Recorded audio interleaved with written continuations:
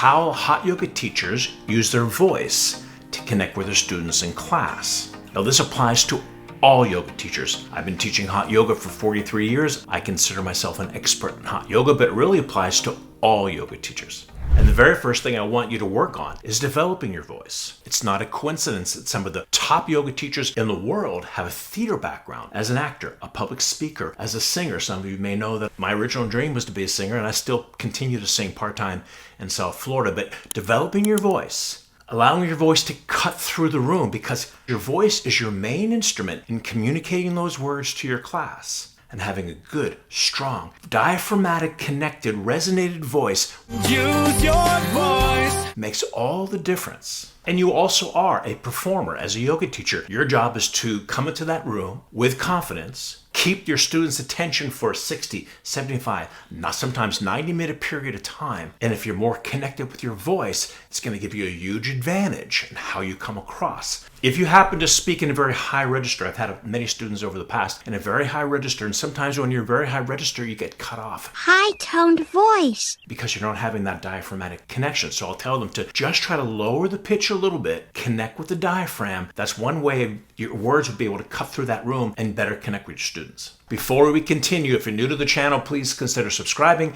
hit the notification bell. You want to learn all about hot yoga tutorials, flows, factoids, hit the like button and subscribe button right now. Any comments you have, put them down below. I'm happy to get back to you. And I also encourage you to speak in public as much as you can. On your next family gathering, do a toast. If it's Thanksgiving and you live in the United States, you may want to do a prayer with your family before you start the dinner. There's a wonderful organization called Toastmasters in the United States. I don't know if they're all over the world or not. I'll check and see, and I'll put them in the comments if they are. But you join a group on a weekly or monthly basis, and you each take turns speaking, working on your presentation, cultivating, developing your voice. Because once again, your voice is your instrument. We want to develop that voice and get it as strong as we possibly can. And just like performing, being an actor, being a singer, it's vulnerable because you're putting yourself out there. Same thing in a yoga room. It's a very vulnerable place to be because I don't know if I can do this. Students may not like you. But I'm encouraging you to be authentic, and that's going to come a little bit later on in this video on how we can find our authentic voice. But by taking the risk of being authentic, some people may not like your energy. There's nothing you can do about it. I said this before, I can line up 1,000 people down the street that don't like my class and don't want to come. Hopefully I can line up 10,000 people on the other side of the street that do. So you want to put yourself out there,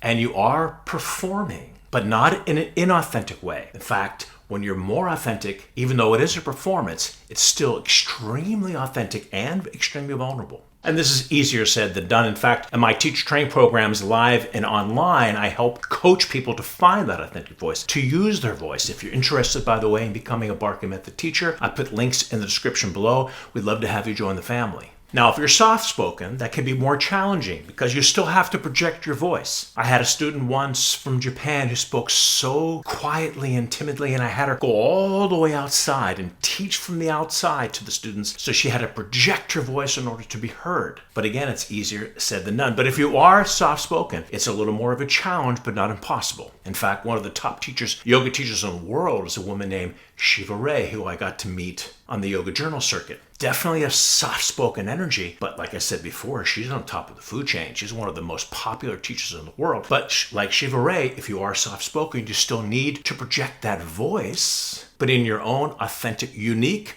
way. As a side note, I wanted to share a personal story about Shiva Ray, who I met in the Yoga Journal conferences. She was always very nice to me. This is an interesting story. This is about 2004, 2005. I'm about to produce my first DVD, Hot Yoga DVD, which was #1 on Amazon for many, many years, by the way. If you happen to have purchased that DVD, I thank you so much. But I'm preparing for the DVD, and one of the sections in the DVD was an interview section. And others yoga teachers had the same type of thing. I'm with Baron Baptiste and Sean Korn. They had an interview section in their DVD, but so did Shiva Ray. So back to about 2004, I did a yoga workshop in Boston, and now the next day I had to go to New York City. But in Boston, that night was one of the biggest snowstorms in history. So all of the flights were canceled, but I still had to get back to New York City for the workshop. So I was able to find a train. So the train went from Boston to New York, and there was one stop. There's about 40 cars on the train. I think it was Amtrak. So I'm sitting on the train, and I had my laptop out, and I'm watching Shiva Ray's interview section on her DVD as a reference for my DVD. And now the train only had one stop from Boston to New York. We make our stop, And on my train,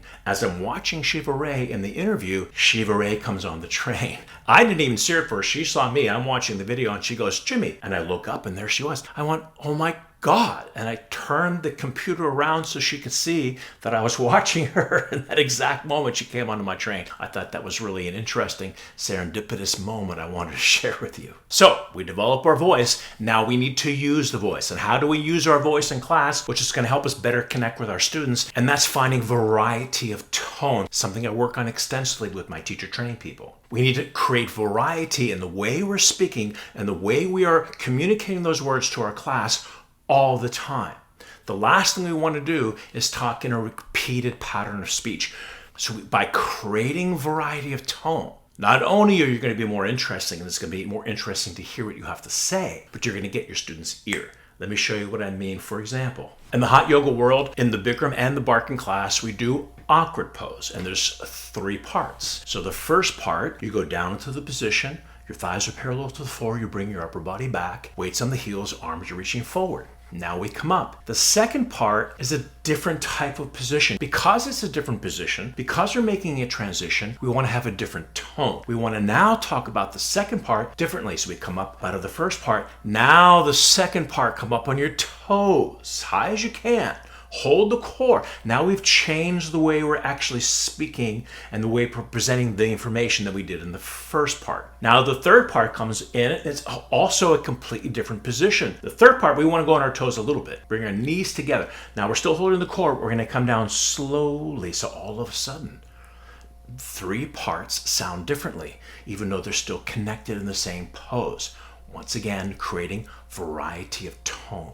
Because the last thing you want to do is sound the same all the time. When we're doing a posture like standing separate leg stretching, it's a different energy than we're doing balancing stick. So here we are in separate leg stretching. We're pulling up on our feet. We're lengthening our head and neck to the floor. We're lifting our shoulders to the ceiling. We're trying to get the crown of the head down to the floor. Bikram says the forehead, but I say the crown of the head because we want the back and the neck vertebra in line. There's that energy of coaching and reaching. Now when we do a posture like balancing stick, it's a little different. It's more intense. It's shorter, so we want to crack the whip. Reach your arms forward. Extend the leg backward. Touch the mirror with your chest. Palms flat together. Reach forward. Kick backward. Different energy, different sound, variety of tone. Next example, the floor poses are over. Now we go to our first Shavasana on the floor. Now your energy is completely different. Instead of sounding strong like you did in the balancing stick, now we have a nurturing voice, what I call the Shakti voice, which is more the feminine side. And once again, if you are soft-spoken, you don't want to be quiet in this position because if you have 40 people, they're not going to be able to hear you. You still have to project your voice out, but the energy changes. The subtext behind your words change. You're now in a nurturing, soothing type of voice. It's completely different than balancing stick. We've got to the floor. So in the first Shavasana is such an important moment because all that energy is now released into the body.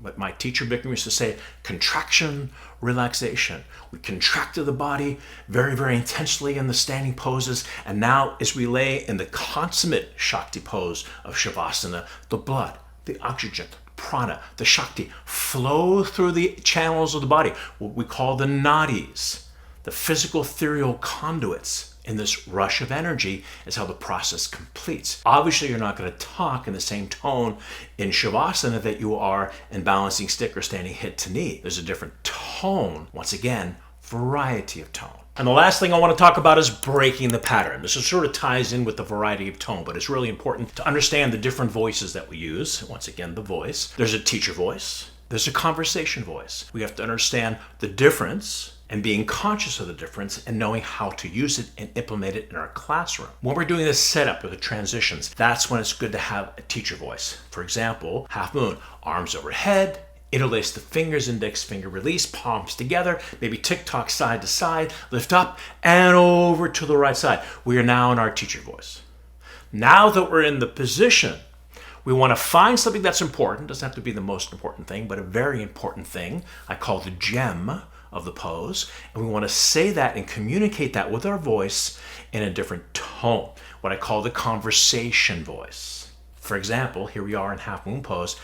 You're not just reaching your arms to the right, you're pushing your hips to the left. There's an opposite direction. That's how we're getting into the side body. Listen to the different inflection of my voice and how it changed. Or another example, bring your chest out but bring your arms back. That's another opposite direction we're creating to open up the mid-back, to open up the shoulders, to open up the chest. So get those arms back and chest out. Conversation tone.